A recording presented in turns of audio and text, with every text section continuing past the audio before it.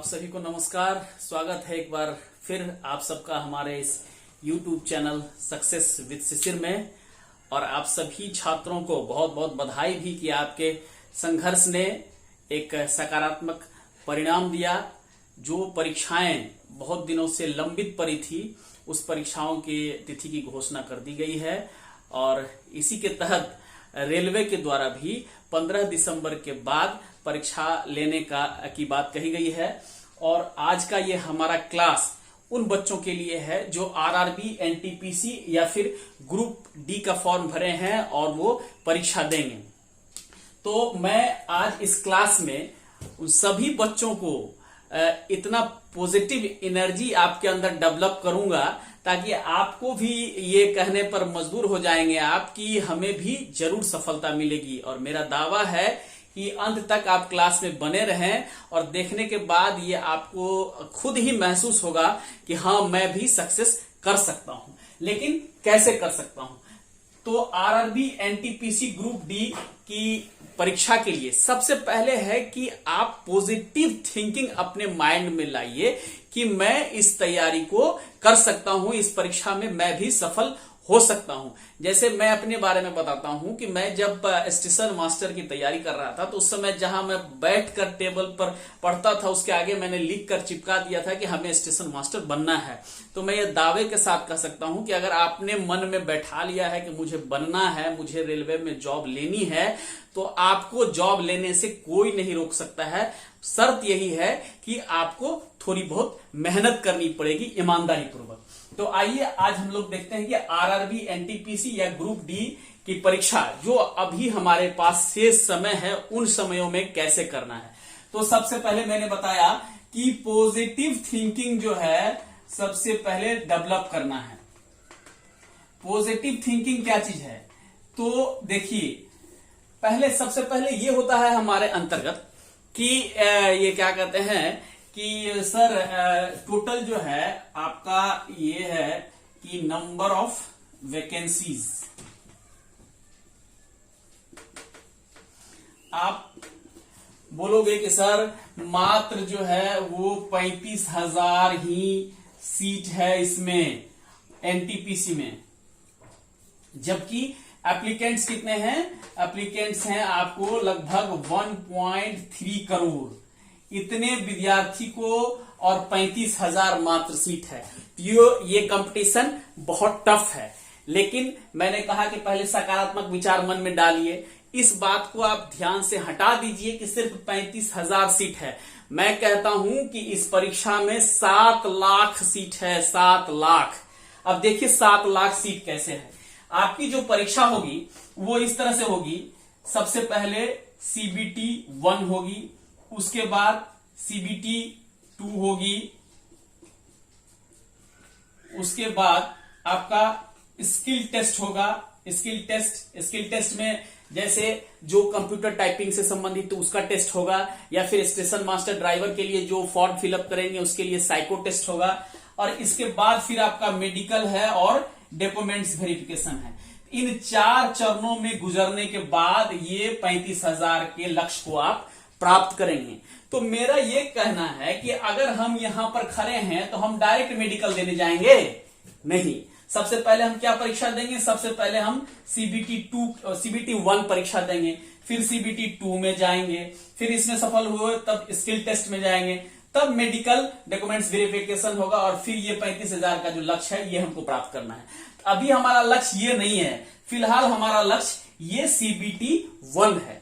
तो सीबीटी 1 के लिए जो है रेलवे ने ये अनाउंसमेंट किया है कि जितने भी वैकेंसीज है, नंबर ऑफ सीट जितने हैं उसका 20 गुना जो है वो हम रिजल्ट देंगे सीबीटी 1 में। 35,000 को जब 20 से गुना करेंगे तो ये आता है 7 लाख। यानी कि अभी हमारे पास परीक्षा देने के लिए सीबीटी 1 है और नंबर ऑफ सीट्स 35,000 नहीं 7 लाख है। पहले जब हम इसको क्रैक करेंगे तभी ना हम आगे बढ़ेंगे। तो हम पहले इतनी आगे की क्यों सोचे, जो हमारे जस्ट सामने लक्ष्य है हम इस लक्ष्य को क्यों नहीं सोचे। तो सबसे पहले अपने दिमाग में ये सकारात्मक चीज बनाइए कि हमें 7 लाख छात्रों में अपनी जगह मुकम्मल करनी है। और अगर आप 7 लाख विद्यार्थियों में जगह मुकम्मल नहीं कर सकते हैं तो फिर आपको नौकरी करने के लिए नहीं सोचना चाहिए। और ये 7 लाख में जगह पाना बहुत कठिन नहीं है, मैं आगे भी इस चीज को प्रूफ करूंगा, बताऊंगा। उसके बाद कुछ बच्चे सोचते हैं कि सीबीटी 1 में आ जाएगा तो फिर सीबीटी 2 में कैसे आएगा। इसके लिए भी रेलवे ने अनाउंसमेंट किया है कि 35,000 की जो वैकेंसी है उसका 8 गुना हम रिजल्ट देंगे सीबीटी 2 में, तो ये भी करीब 3 लाख के आसपास रिजल्ट आएगा। तो अभी हम 35,000 ही क्यों सोचे, अभी हम पहले 7 लाख 3 लाख ये आने के बाद ना 35,000 आएगा। तो पहले तो हमारा लक्ष्य है सीबीटी 1 कंप्लीट करना, तो इसके लिए अभी 7 लाख सीट में आपको आना है। तो पहले आपके दिमाग में ये आ गया कि नंबर ऑफ वैकेंसीज हमारे पास अभी 7 लाख है, फिर जब सीबीटी 1 पास करेंगे तो फिर हम देखेंगे। तो फिलहाल 7 लाख सीटें हैं आपके पास में। तो ये एक सकारात्मक चीज अपने दिमाग में बैठाइए कि हमें 7 लाख छात्रों में आना है, हमें 7 लाख बच्चों में अपनी जगह बनानी है। तो ये हो गया फर्स्ट, ये हमारा सकारात्मक पॉजिटिव थिंकिंग। दूसरा, आइए हम पॉजिटिव थिंकिंग के बारे में बताते हैं आपको कि रेलवे के द्वारा जो यह तिथि बताई गई है कि 15 दिसंबर के बाद इसका जो है वह परीक्षा लिया जाएगा। तो ये देखिए इसका टाइम, समय क्या है, इसका समय दिया गया है 15 दिसंबर के बाद परीक्षा लिया जाएगा। तो मान लीजिए अभी 15 सितंबर से हमने पढ़ना शुरू किया है, 15 सितंबर से लेकर 15 दिसंबर, हमारे पास 15 सितंबर से लेकर 15 दिसंबर तक का समय है। ये भी देखिए कितना पॉजिटिव चीज है। अगर मान लीजिए रेलवे ये घोषणा कर देती कि हम 15 दिनों में परीक्षा ले लेंगे या फिर 30 दिनों में परीक्षा ले लेंगे, तो आपके दिमाग में एक नकारात्मक विचार ये आता कि अरे मात्र 15 दिन हमारे पास समय है या फिर 30 दिन ही समय है, इसमें नहीं हो पाएगा, छोड़िए, छोड़ देते हैं। या फिर अगर 6 महीने के बाद अगर रेलवे परीक्षा की तिथि घोषणा करती कि 6 महीने के बाद हम परीक्षा लेंगे, तो भी आप निष्क्रिय हो जाते कि अभी 6 महीने बहुत समय है। तो बहुत अच्छा गोल्डन अपॉर्चुनिटी है आपके पास कि न कम समय है न ज्यादा समय है, यानी कि ना आपको धरफराना है और ना ही आपको सुस्ताना है। आपको क्या करना है, निरंतर गति देना है। कैसे गति देना है, तो 15 सितंबर से लेकर 15 दिसंबर तक का समय, यानी कुल 3 माह मतलब कि 90 दिन का समय आपके पास है। 90 दिन का समय है रेलवे परीक्षा को पास करने के लिए, कम समय नहीं होता है। अब मैं ये बताऊंगा तो कि 2 तरह के छात्र होते हैं। एक वे छात्र होते हैं जो कि फॉर्म भर दिए और पढ़ाई पढ़ना शुरू कर दिया और थोड़ा अभी तक पढ़ रहे हैं। उसी समय से फॉर्म, तो वैकेंसी तो 2019 में ही आई हुई थी, उसी समय से जो है ये लगातार लगभग थोड़ा बहुत पढ़ाई कर रहे हैं। दूसरे वे छात्र होते हैं जिन्होंने कि फॉर्म भर दिया और उसके बाद ये सोचते हैं कि जब परीक्षा की तिथि की घोषणा होगी उस समय हम पढ़ेंगे। तो जो लड़का कंटिन्यू कुछ ना कुछ पढ़ रहा है उसके लिए तो पॉजिटिव है कि उसका सफलता जरूर मिलेगा, लेकिन वो इस कंटिन्यूटी को बनाए रखे तो। और मैं उन लड़कों के लिए भी चैलेंज करता हूं कि वो लड़के भी कंपीट कर सकते हैं जिन्होंने फॉर्म भर दिया है लेकिन अभी तक तैयारी नहीं शुरू की है, लेकिन तैयारी अभी 15 सितंबर से लेकर 15 दिसंबर तक अगर आप इस 90 दिनों में अपना जी जान लगा देते हैं, जैसे धावक दौड़ता है तो पहले धीरे धीरे दौड़ता है, लेकिन जब फिनिशिंग पॉइंट पर आता है तो वैसे समय में उसको अपनी गति तेज कर देनी चाहिए। तो ये 90 दिन के समय को अगर आप गोल्डन पीरियड मान करके चलते हैं तो वैसे विद्यार्थी भी जरूर सक्सेस करेंगे, ये मेरा दावा है।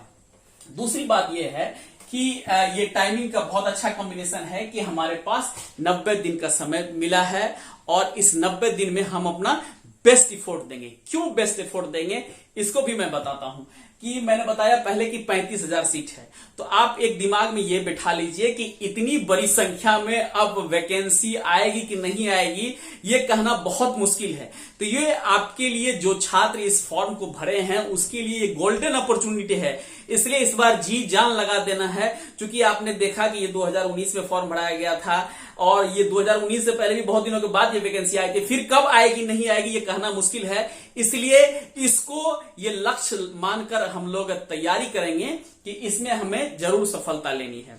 इतनी बड़ी संख्या में फिर वैकेंसी आएगी कि नहीं आएगी ये कहना बहुत ही मुश्किल होगा। टाइमिंग हमारे पास 90 दिनों का समय है। एक और पॉजिटिव चीज आई है कि इसमें जो है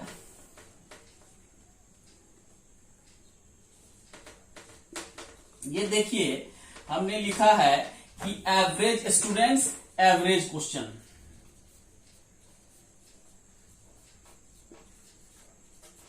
दो तरह का, और कुछ विद्यार्थियों के मन में ये प्रश्न आता होगा कि हम तो अभी नया नया पढ़ाई शुरू किए हैं सर, बहुत बच्चे हैं जो शुरू से पढ़ रहे हैं या पटना दिल्ली में रह करके, भागलपुर रांची मुजफ्फरपुर में रह करके पढ़ रहे हैं, हम गांव देहात के बच्चे हैं, हम भला कैसे उनके साथ कंपटीशन कर सकते हैं। तो मैं भी ये बता देना चाहता हूं कि हम लोग भी जिस समय तैयारी करते थे तो ट्रेन में बच्चे ठूस ठूस कर जाते थे। मुझे भी लगता था कि मैं नया बच्चा हूं, उन सबके साथ कैसे कंपटीशन कर पाऊंगा। तो जाने के लिए बहुत बच्चे जाते हैं, लेकिन सफल वही होते हैं जो तैयारी करते हैं। 1.3 करोड़ छात्रों का भरने का क्या मतलब है? दरअसल होता ऐसा है कि जो भी बच्चे स्नातक करते हैं सब फॉर्म भर देते हैं, लेकिन पढ़ाई नहीं करते हैं। कुछ गार्जियन के कारण से कुछ कर देते हैं, अरे लक है हो ही जाएगा, लेकिन पहले कर्म है। आपने बताया ना कि हाथों में लकीरों से पहले उंगलियां दी जाती है, मतलब कि पहले अगर हम मेहनत करेंगे तभी हमारा किस्मत भी साथ देगा। तो हमें कर्म करना है। और कुछ बच्चों के दिमाग में ये आता है कि बहुत सारा बच्चा का बहुत तैयारी है, बहुत तेज होंगे, तो मैं उन बच्चों के लिए फिर एक सकारात्मक चीज आपके दिमाग में देना चाहूंगा कि जो बच्चे अगर बहुत तेज हैं तो चाहे तो वो इंजीनियरिंग में जाते हैं या फिर मेडिकल में जाते हैं या फिर यूपीएससी बीपीएससी की तैयारी करते हैं। अब इस क्षेत्र में जो बच्चे आए हैं वो आप ही की तरह एवरेज स्टूडेंट है, वो भी आप ही की तरह एवरेज स्टूडेंट है। अगर वो बहुत ब्रिलियंट होते तो अभी तक अच्छे अच्छे नौकरी में चले गए होते, या फिर और भी होते तो बहुत सारा एसएससी है, बैंकिंग है, या रेलवे का भी इससे पहले वैकेंसी आ गया होगा, उसमें उसको जॉब हो गया होगा ऑलरेडी। इसलिए अब आप ये माइंड में सोच लीजिए कि जिन विद्यार्थियों के साथ हमारा प्रतियोगिता है, कंपटीशन है, वो भी विद्यार्थी हमारे तरह ही है, वो भी इसी तरह से तैयारी कर रहे हैं। दूसरी बात है कि क्वेश्चन भी एवरेज ही पूछा जाएगा। मैंने अपने पहले वीडियो में बताया था सफलता के सूत्र में कि इस परीक्षा का नाम है सामान्य प्रतियोगिता परीक्षा, जनरल कंपटीशन। ये नहीं है कि विशिष्ट प्रतियोगिता परीक्षा। अगर आपको किसी विषय की महारत हासिल करनी है तो आपको एमए कीजिए, पीएचडी कीजिए, उसका एक क्षेत्र अलग हो जाता है। लेकिन ये जो परीक्षाएं हैं इसका नाम दिया गया है जनरल कंपटीशन। इसमें वो एग्जामिनर जो है वो आपसे ये अपेक्षा करते हैं कि इस बच्चे को जो है वो जनरल जो ज्ञान होनी चाहिए, history, civic, geography, physics, chemistry, biology का, वो ज्ञान इसके पास है कि नहीं है। अगर विशिष्ट ज्ञान की बात रहती, रिसर्च करने की बात रहती, तो फिर यूपीएससी है या फिर पीएचडी है, उन सब, नेट, जेआरएफ है, उन सब चीजों का होता है। तो ये पहले दिमाग में बैठा लीजिए कि बहुत भास्ट क्वेश्चन नहीं पूछे जाएंगे, बहुत इंटेलिजेंट स्टूडेंट्स से भी आपको नहीं सामना करना है। इसलिए सकारात्मक विचार माइंड में डेवलप कीजिए कि एवरेज स्टूडेंट के साथ हमारा फाइट है और एवरेज क्वेश्चन ही हमसे पूछे जाएंगे। उसके बाद फिर मैं देखिए एक और पॉजिटिव थिंकिंग के तहत बताता हूं, और मेरा दावा है कि अगर इन सब चीजों पर आप अकेले में बैठकर गौर कीजिएगा तो आपको ये जरूर होगा कि आप भी कर सकते हैं। इस चीज को मैं प्रूफ कर रहा हूं कि आप भी इसमें सफल हो सकते हैं। क्या क्या सकारात्मक विचार है जिसके कारण मैं बता सकता हूं कि आप भी सफल हो सकते हैं, उसको मैं बताता हूं। और अगला पॉइंट है हमारा कि अगर मान लीजिए खुदा न खास्ता कि इसमें जो है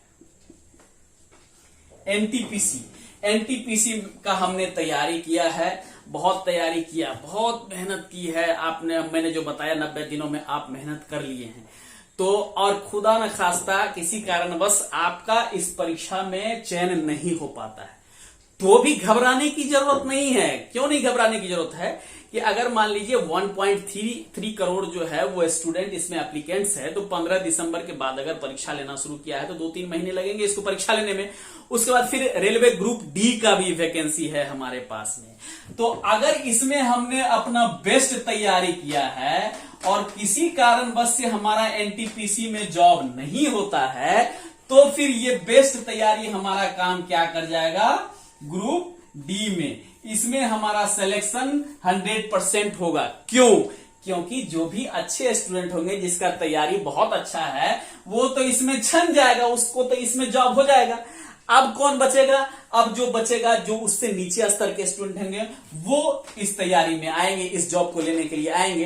तो वहां पर जिसका तैयारी किया हुआ है, खुदा न खास्ता पिछले बार मैंने देखा था किसी बच्चे का 0.25 से या फिर 0.5 से ये छूट गया हुआ था, तो इन लोगों का जो भी असफल हो गए थे इसमें, वो बच्चे ग्रुप डी में आ गए, ग्रुप डी में कम्पीट कर गए। मेरे भी बहुत सारे बच्चे हैं जिन्होंने मैंने पढ़ाया था, वो लोग भी ग्रुप डी में आ गए थे। तो आपके पास एक ऑप्शन है, ये बहुत अच्छा अपॉर्चुनिटी है कि अगर इसमें नहीं हो पाया तो इसमें हमारा सिलेक्शन जो है वो सियोर है। तो आपकी तैयारी जो है वो व्यर्थ नहीं जाएगी, आपको रेलवे नौकरी दे करके ही छोड़ेगा।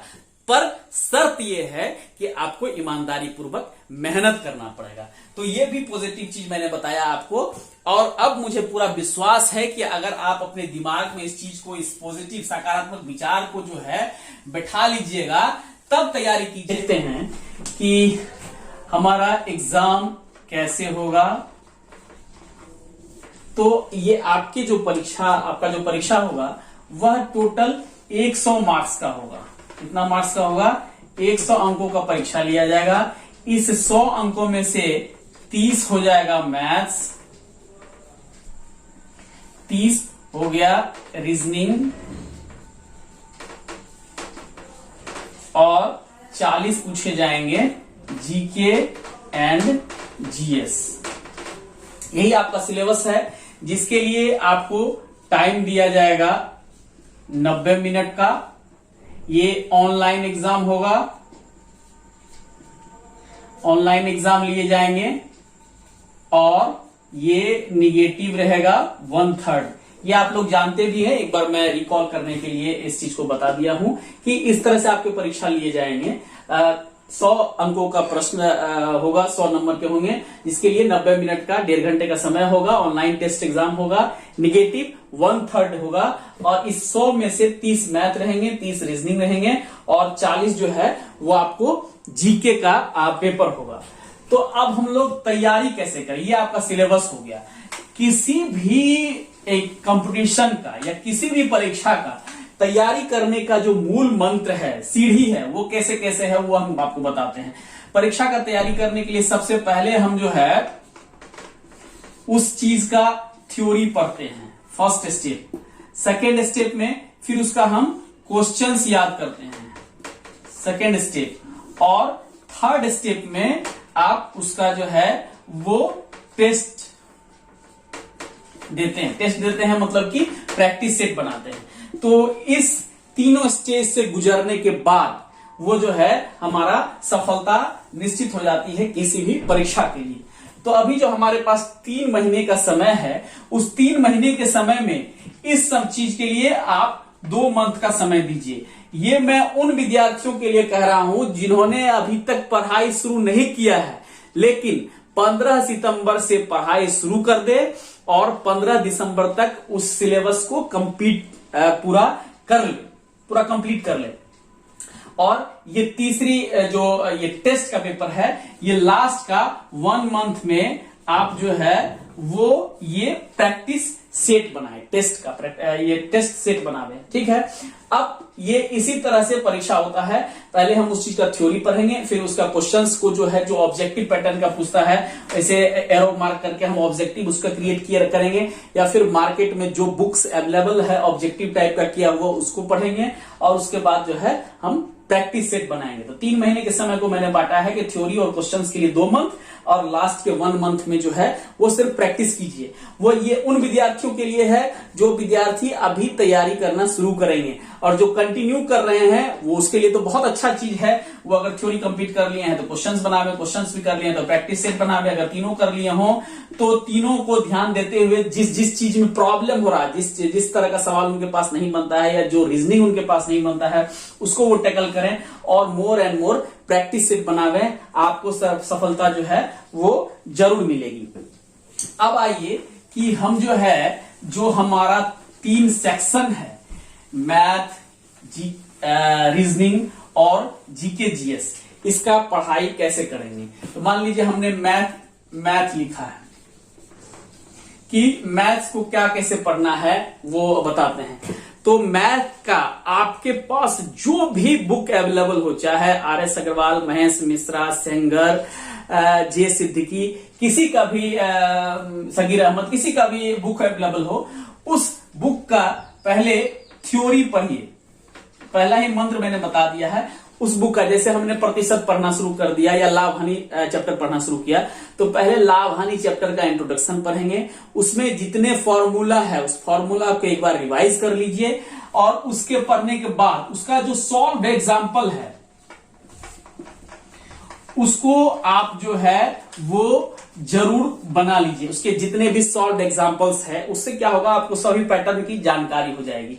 दूसरी बात है, कुछ बच्चे ये सोचते हैं कि अभी 3 महीने में ही पूरा किताब को हम इधर से उधर तक खत्म कर दे, तो ये पॉसिबल नहीं है, क्योंकि सिर्फ मैथ से ही क्वेश्चन नहीं पूछे जाएंगे, सारे विषयों को हमको टैकल करना है। तो हमें हर पैटर्न की जानकारी होना चाहिए कि इस तरह के सवाल को कैसे बनाए जाते हैं। तो एटलीस्ट आप सॉल्व एग्जाम्पल्स जो है उसको सभी चैप्टर का सॉल्व कर दीजिए, पूरा किताब बना लीजिए, तब तो फार बेटर है। लेकिन आपके पास सिर्फ 90 दिनों का समय है, इसलिए मैं बता रहा हूं कि सभी तरह के चैप्टर का पहले इंट्रोडक्शन पढ़ करके उसका सॉल्व एग्जाम्पल को बना लीजिए, जो भी किताब आपके पास अवेलेबल है। उसके बाद बनाने के बाद प्रीवियस ईयर्स का जो भी बुक हो आपके पास, प्रीवियस ईयर्स का, किसका, रेलवे का, उस बुक को जो है वो आप प्रैक्टिस सेट उससे प्रैक्टिस कीजिए। प्रीवियस ईयर्स का सारा क्वेश्चंस को बना दीजिए। ये आपको कहां मिलेंगे, अगर आपके पास है तो ठीक है, नहीं है तो 2 किताब है जिसको मैं सजेशन दूंगा आप लोग को कि इसको जो है चाहे तो इसका पीडीएफ आप डाउनलोड कर लीजिए, उससे पढ़िए, या फिर मार्केट में मिलता है तो उसको पढ़ लीजिए, एसपीडी और या फिर ये घटना चक्र।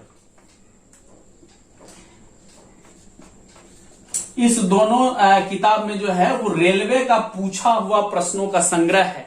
एक चीज मैं विद्यार्थियों को जानकारी दे दूं कि जो भी पूछे गए प्रश्न है, सामान्यतः समझिए 70-80% प्रश्न जो है वो किसी न किसी परीक्षा में पूछे गए प्रश्नों को ही दोबारा रिपीट किया जाता है। आप लोग भी देखे होंगे कि एक ही प्रश्न रेलवे ने कई बार पूछा है, ऐसा बहुत सारे प्रश्न हैं। तो जो भी आपके पास है उसमें एसपीडी और घटना चक्र, ये जो 2 किताबें हैं, उसका जो पूछा हुआ प्रश्न का संग्रह है उसमें उसको आप पूरा बना जाइए। ये हो गया मैथ की तैयारी। रीजनिंग के लिए आप क्या कीजिएगा, रीजनिंग के लिए भी सेम चीज करना है कि जो भी आपके पास बुक्स अवेलेबल हो रीजनिंग का, उसको पहले बनाइए, उसका पहले थ्योरी पढ़िए। जैसे कि डायरेक्शन वाली सवाल को हम कैसे बनाते हैं, पूर्व पश्चिम, दायां घूम गया, बायां घूम गया, या फिर ब्लड रिलेशन वाले सवाल को कैसे बनाते हैं, या पजल को कैसे बनाते हैं। यानी कि हर तरह के रीजनिंग को बनाने के बारे में जानिए, सीखिए। अगर नहीं आता है तो जो आपके अगल बगल में जो शिक्षक हैं या बड़े भैया हैं उनसे पूछिए। उस तरह के प्रश्नों को बनाने के लिए पहले सीखिए, उसका थ्योरी पढ़िए। उसके बाद जो भी बनाया हुआ उसमें ऑलरेडी बनाया जा चुका है, उसमें से हर तरह के कम से कम 20 से 25 क्वेश्चन को जो है वो आप बनाइए खुद से। उसके बाद जो उसका आंसर बना हुआ है उसको सॉल्व कीजिए। पूरे रीजनिंग की किताब को पढ़ लेते हैं तो अच्छी बात है, अगर नहीं पढ़े हैं तो एटलीस्ट हर पैटर्न की जानकारी आपको जरूर होनी चाहिए, तो आपका ये थ्योरी पोर्शन भी कंप्लीट हो जाएगा। जैसे ही ये चीज आप कर लेंगे उसके बाद फिर आपको क्या पढ़ना है, फिर आपको प्रीवियस ईयर्स का क्वेश्चन पढ़ना है। प्रीवियस ईयर्स का क्वेश्चन कहां मिलेगा रीजनिंग का, आपके पास जो भी मार्केट में अवेलेबल बुक्स हो, या नहीं तो फिर ये एसपीडी घटना चक्र जो भी किताब है जिसमें कि रेलवे के द्वारा पूछे गए प्रश्नों का संग्रह किया हुआ है, उस सभी जो है पूछा हुआ प्रीवियस ईयर्स का क्वेश्चन है। वैसे तो मैंने भी एक, जब मैं तैयारी करता था उस दरमियान 2005 में एक रेलवे का मैथमेटिक्स विजन निकाला था जिसमें गणित के सभी पूछे हुए प्रश्नों का संग्रह किया था, लेकिन ये 2005 तक अपडेट था। उसके बाद मैंने उसको रीप्रिंट नहीं करवाया है। तो अभी जो मार्केट में बुक्स अवेलेबल है वो अप टू डेट है, इसलिए मैं बता रहा हूं इन सभी प्रश्नों का जो है ये सभी किताब चाहे तो आप खरीद लीजिए या पीडीएफ उसका डाउनलोड करके और उसको आप पढ़िए। मैथ हो गया, रीजनिंग हो गया, इसमें भी वही प्रीवियस ईयर्स का क्वेश्चन बनाना है, उसके बाद सेट प्रैक्टिस करना है। देखिए बहुत सारे बच्चे क्या करते हैं, बहुत सारा किताब मार्केट में खरीद लेता है और खरीदने के बाद वह कंफ्यूज हो जाता है कि इसको पढ़ें कि उसको पढ़ें। तो मैंने अपने पहले वीडियो में भी बताया है कि बहुत किताब पढ़ने से अच्छा है कि एक किताब को बहुत बार पढ़ना। और ये तीसरा टॉपिक आपका आ जाता है कि जीके एंड जीएस। ये जीके एंड जीएस से जो है वो आपको 40 क्वेश्चंस रहेंगे। एक चीज मैं दावा के साथ कह सकता हूं, अगर ये कोई कहता है कि मैं 40 में 40 प्रश्न मार दूंगा, मेरा जीके जीएस मजबूत है, तो ये कहना गलत होगा। चूंकि ये अथाह समुद्र है, इसका एक क्वेश्चन के चक्कर में हमको बहुत सारा चीज पढ़ना पड़ेगा। लेकिन अगर आप नॉर्मली भी पढ़ते हैं तो आप इसमें से 30 से 35 प्रश्न जो है वो आप जरूर बना सकते हैं, जो प्रश्न सामान्य स्तर के हैं, जो कि आपको हर बुक्स में अवेलेबल हो जाएंगे। तो आप इसके लिए बहुत सारा किताब पढ़ने के या किताब खरीदने की जरूरत नहीं है। मैं हर बार बोलता हूं कि कम किताब रखिए। तो इसके लिए क्या क्या पढ़ना है? इसके लिए 2 ही चीज पढ़ना है। एक हो गया लुसेंट, एक लुसेंट की बुक आपको पढ़नी है, और दूसरा आपको ये एसपीडी का जो पूछा हुआ क्वेश्चन का संग्रह है प्रीवियस ईयर्स का, उसको पढ़ना है। और तीसरा जो है वो 1 ईयर का करंट अफेयर्स जो है, करंट अफेयर्स 1 साल का करंट अफेयर्स जो है उसको पढ़ जाइए। इसके अलावा जो क्वेश्चन आपको 2-4 छूट जाएगा, वो जरूरी नहीं है कि सिर्फ आपसे ही छूटेगा। ऐसे बहुत सारे बच्चे हैं जिनसे ये सब क्वेश्चन छूट जाएंगे। अगर वो 2-3 क्वेश्चन को कवर करने के चक्कर में हम रहेंगे तो फिर हमारा मैथ और रीजनिंग का जो है वो स्कोरिंग कम हो जाएगा। इसलिए पहले इस चीज को कंप्लीट कीजिए, और इतना करने के बाद मेरा दावा है कि आपका जो सफलता है वो निश्चित होगी। एक चीज मैं और क्लियर कर देना चाहता हूं बच्चों का के लिए कि जो CBT 1 का टेस्ट है, इसका मार्क्स नहीं जुटेगा। ये केवल एक स्क्रीनिंग है कि बहुत अधिक संख्या में जो बच्चे फॉर्म भरे हुए हैं उसको छांटने का एक माध्यम है। इसलिए हम ऐसा ये करें कि हमको इसमें सफल होना है। बहुत ज्यादा स्कोरिंग कर ले तो अच्छी बात है, नहीं भी स्कोरिंग कर पाएंगे तो इसके लिए ये मत सोचिए कि इससे हमारा मेरिट बनेगा। मेरिट इसमें नहीं बनेगा, ये केवल एक स्क्रीनिंग है, इसमें केवल क्वालिफाई करना है आपको। इसलिए पहले इस छोटे छोटे जो सिलेबस को मैंने बताया है, इस छोटे सिलेबस को आप कंप्लीट कीजिए। और इतना बस जीके जीएस में मैंने जो बताया है कि लुसेंट पढ़ना है, एसपीडी पढ़ना है, 1 साल का करंट अफेयर्स जो है, बहुत सारा बुक्स मार्केट में अवेलेबल है, यूट्यूब पर है, हर जगह है। इस चीजों को कंप्लीट करने के बाद, ये सारा सिलेबस कंप्लीट करने के बाद आपको प्रैक्टिस सेट बनाना है। टाइम देख करके आप अपने घर में स्टॉप वॉच से या घड़ी सेट, अलार्म सेट करके आप 90 मिनट का, अगर परीक्षा में समय हो तो आप कोशिश कीजिए कि 70 मिनट में ही हम बनाएं, क्योंकि 5 मिनट का समय आता है कुछ कंप्यूटर देखने में या परीक्षा के प्रेशर रहता है। तो आप अपने घर पर 60 से 70 मिनट का समय दे करके और 100 क्वेश्चन को बनाने का प्रयत्न कीजिए, ताकि आप एग्जाम में रिलैक्स वे में 90 मिनट में सारे प्रश्नों को सॉल्व कर सकते हैं। इसके लिए एक बच जाता है मात्र, वही जो है वो मैक्सिमम जो है वो आपको सेट प्रैक्टिस करना है। इसके अलावा अगर कुछ बच्चे आपस में साथ में रहते हैं तो वो ग्रुप स्टडी कर सकते हैं। ग्रुप स्टडी का मतलब ये हो गया कि जैसे हम लोग के समय में होता है, अभी बच्चे करते हैं कि एक बच्चा क्वेश्चन सेट करता है, बाकी जो बच्चे रहते हैं वो परीक्षा देते हैं, फिर दूसरे का नंबर आता है, फिर तीसरे का नंबर आता है। इससे एक क्या होगी, तो आप में क्वेश्चन खोजने की प्रवृत्ति जागृत होगी और दूसरा सॉल्व करने की जागृत होगी। तो अगर ग्रुप स्टडी करते हैं तो वो भी बहुत अच्छा बात है। जैसे टॉपिक सेलेक्ट कर लीजिए कि आज हमको मुगल वंश पढ़ना है, या फिर आज ये सेट बनाना है, ये मैथमेटिक्स में ये करना है। तो इस तरह से क्या होगा कि आपका तैयारी और अच्छा होगा। इसके अलावा मैं भी आपको मैथ का, रीजनिंग का, जीके, जीएस जो भी विषय है उसका समय समय पर वीडियो अपलोड करूंगा। और आपको अगर कोई समस्या हो तो आप कमेंट में हमें जरूर बताएं। मुझे पूरा विश्वास है कि आप में एक सकारात्मक ऊर्जा का संचार हो गया होगा और आपको सफलता जरूर मिलेगी। मेरी ढेर सारी शुभकामनाएं आपके साथ है। जय हिंद।